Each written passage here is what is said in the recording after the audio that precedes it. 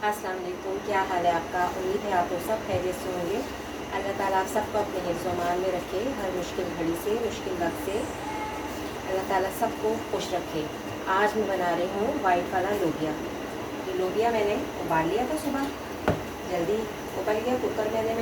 Cooker में डाल लिया था मैंने, उसमें गल गया। और यहाँ मैंने प्याज ब्राउन करने के लिए रख दी ताकि टाइम ज़रा कम लगे। अब पहले हम इसमें डालेंगे लहसुन अदरक। देखिए माशाल्लाह मैंने पीस लिया था, ख़त्म हो रहा था। हर खाने में लहसुन अदरक तो ज़रूरी है, इसके बगैर तो ज़्यादा मुश्किल है।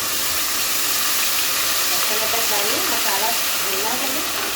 और मसालों में देखिए शामिल है जीरा पाउडर है, नमक है, लाल मिर्च है और हल्दी है। बहुत बेसिक से और थोड़े से मसालों से ही हमारा अच्छा मज़ेदार सा खाना तैयार हो जाएगा।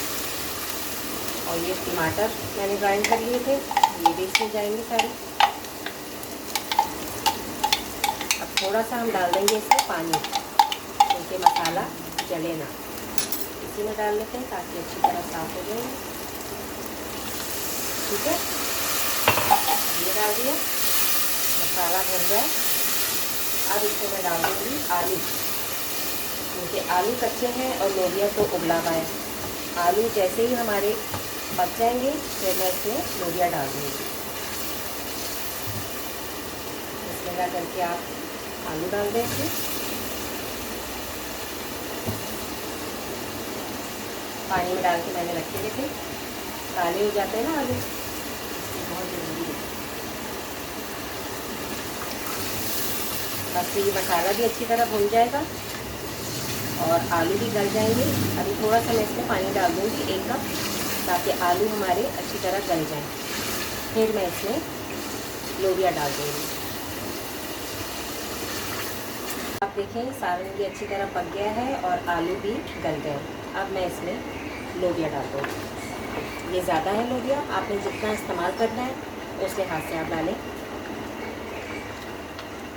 इसके साथ वैसे चावलों को ज़्यादा अच्छा जो लगता है तो मैं इसके साथ चावल ही उबालूँगी, क्योंकि घर वाले शौक़ से चावल खाना पसंद करते हैं। मेरा ख्याल था कि रोटी आज खाई जाए, लेकिन घर वालों ने कहा कि नहीं भाई, लोबिया के साथ तो चावल बनने चाहिए। तो अब मैं चावल भी उबालूँगी।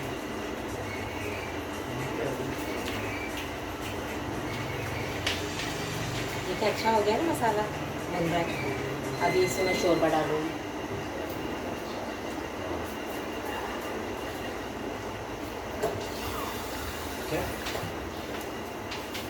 परेशान ना हो। अब देखिए ये अच्छी तरह से सालन पक गया है हमारा, आलू भी गल गए और लोबिया का ही उबला हुआ।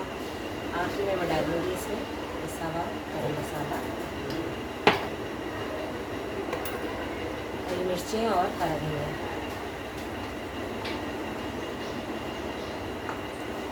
बस ये हमारी डिश कंप्लीट हो गई है। आप इसे रोटी के साथ खाएं या चावल के साथ खाएं, आपकी मर्ज़ी पर डिपेंड करता है। वैसे चावलों के साथ ज़्यादा अच्छा लगेगा। मैं भी इसके साथ चावल ही उबालूँगी।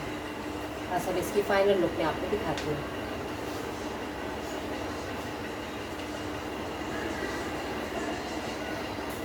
लीजिए हमारा मज़ेदार सा सालन तैयार हो गया है।